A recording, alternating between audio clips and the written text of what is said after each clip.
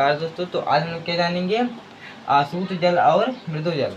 तो हम लोग अगले पार्ट में जान चुके थे जल क्या होता है, जल के कितने प्रकार होते हैं, उसका घनत्व कितना होता है, यह सब जान चुके थे। तो हमारे जल 4 प्रकार के होते हैं। हमने पहले वीडियो में बताया था कि पहले हम लोग आसूत जल और मृदु जल जानेंगे, फिर उसके बाद क्या कहते हैं कठोर जल, फिर भारी जल जानेंगे। तो पहले हम लोग आसूत जल जानते हैं। तो देखिए, जो डिस्टिल वाटर जो होता है, आसूत जल जो होता है यह एकदम शुद्धतम जल होता है।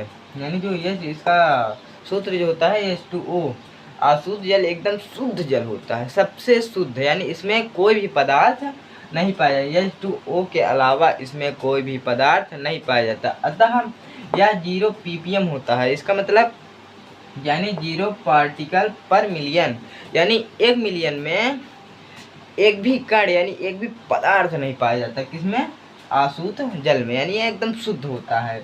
यह आवास मतलब आसवन विधि से यह बनाया जाता है, आसवन विधि से। देखिए आसवन विधि क्या होती है, यहाँ समझते हैं, इसे हम बनाए हैं।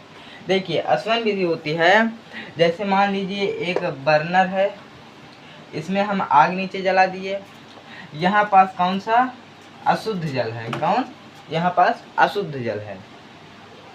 अब इसे हम शुद्ध बनाएंगे। पहले हम इसे आग जलाएंगे, फिर उसके बाद अब यहाँ पास ये पानी गर्म होने लगेगा।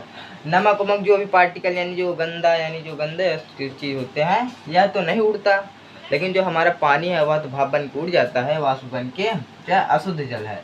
जब यहाँ से हम बर्नर जलाएंगे तो यहाँ वाष्प बन के यह उड़ेगा और नमक वमक तब यहाँ रह जाएगा। फिर उसके बाद क्या करेंगे हम लोग, ऐसे ऐसे जाएगा, ऐसे ऐसे ऐसे वाष्प जाएगा, ऐसे ऐसे, ये शीशे की रड है।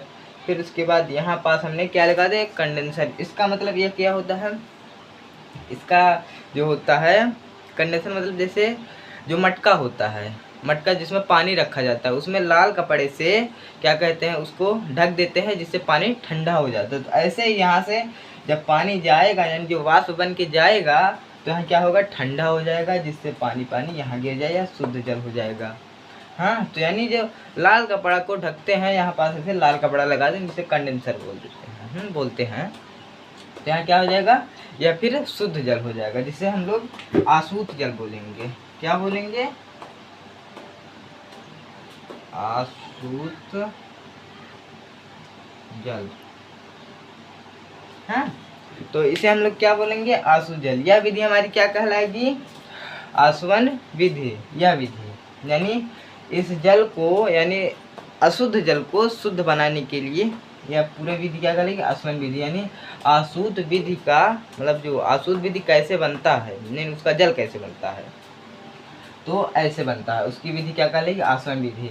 यह उपयोग यानी आसवन जो क्या कहते हैं, सॉरी, जो आसूत जल होता है यह उपयोग किस में होता है, हम इसका उपयोग कहाँ होता है। देखिए इसका उपयोग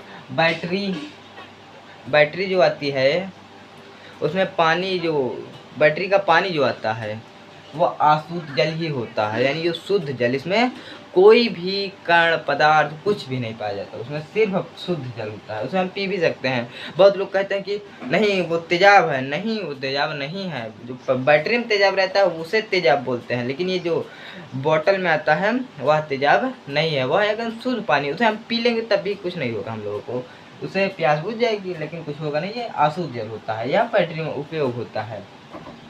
और उसके बाद घाव धोने में, यानी जो हम लोग जब लड़ भिड़ जाते हैं, यहाँ घाव हो जाता है, तो उसको धोने में यह सहायक होता है। यानी आसूत जल धोते हैं आसूत जल से, जिससे जल्दी ठीक हो जाता है। फिर उसके बाद इंजेक्शन, जैसे आप लोगों को इंजेक्शन मतलब जैसे आप लोगों को क्या कहते हैं टाइफाइड हो जाता है तो डॉक्टर आते हैं, सुई लेते हैं और एक शीशी इतनी बड़ी रहती है ना, और ऐसे लगा के 2 ml 3 ml जितना भी उनमें डॉक्टर लिखे रहेंगे उस सुई में लेंगे, और क्या कहते हैं वो कौन सा जल रहता है, आसूत जल ही रहता है, उसमें दूसरी दवाइयाँ मिलाई जाती है।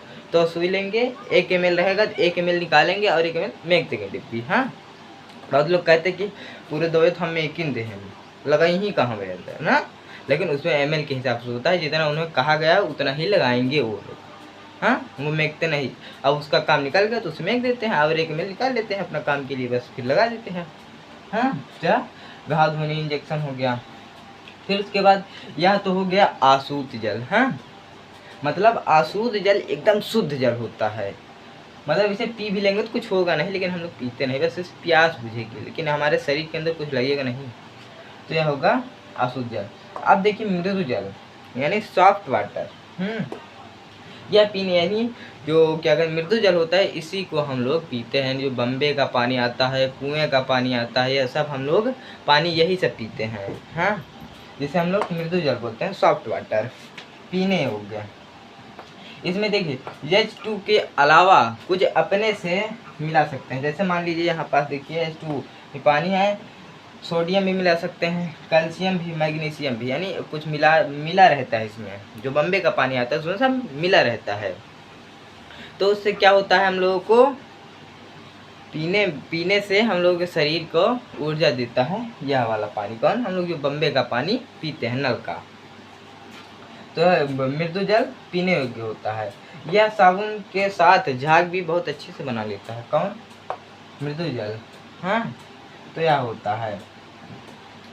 अब देखिए जो प्रश्न होता है हम लोगों का कि वर्षा का पानी और ये जो आसूत जल है कि नहीं है, शुद्ध जल है कि नहीं है। अब देखिए इसमें भी क्या होगा, यही क्रिया होगी, लेकिन इसे बड़ा करना पड़ता है। जैसे मान लीजिए हम लोग इसके बर्नर के नीचे आग जलाए हैं, तो वैसे ही जब समुद्र यानी जब बरसात होती है, समुद्र में पानी गिरता है। हाँ, बहुत जगह गिरता है। समुद्र में जब धूप लगती है, यानी सूर्य जब उसे गर्म करता है, तो वो वाष्प हो जाती है, यानी उठती है।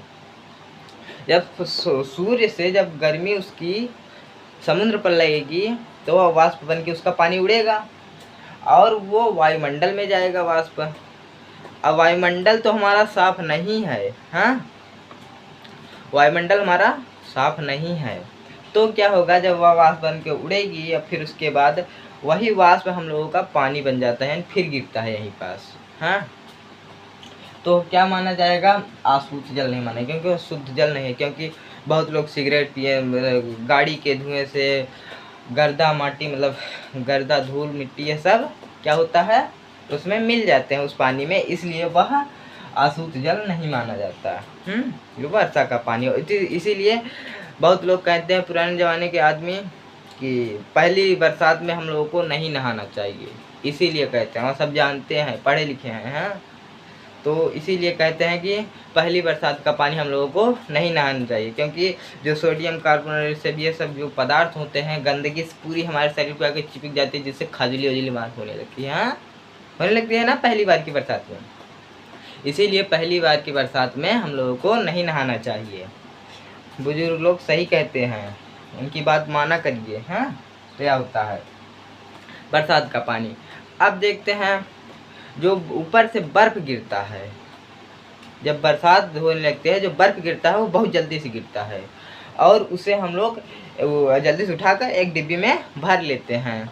तो क्या होता है, उसे भर के जब गल जाता है तो उसे घावों में लगाने का हो, लेकिन वो शुद्ध रहता है, क्योंकि वो जल्दी से गिरता है और उसमें कोई भी क्या कहते हैं पदार्थ, धूल, कण, यानी कुछ वायरस वायरस उसमें कुछ नहीं रहता, वो जल्दी से गिरता है और डिब्बा में तो लोग तुरंत भर लेते हैं, जिससे घावों में लगाने में ठीक हो जाता है।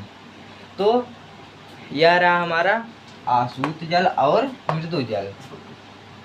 तो देखिए आसूत जल समझ में आया। आसूत जल मतलब यह एकदम शुद्ध जल, यानी H2O के अलावा कोई भी जल इसमें नहीं पाया, मतलब कोई भी पदार्थ, धूल, कण नहीं पाए जाएंगे, या क्या माना जाएगा, शुद्धतम। और मृदु जल इसमें सोडियम, कैल्शियम, मैग्नीशियम यह सब पाए जाएंगे। बस इसी को हम लोग बड़ा बना देते हैं, तो क्या हो जाता है, बारिश का जो पानी गिरता है उसका हो जाता है, इसी को बड़ा बनाने पर। हाँ, जो आसवन विधि कहलाता है। तो आप लोग इसको समझ गए होंगे, तो पहले इसका एक स्क्रीनशॉट लीजिए।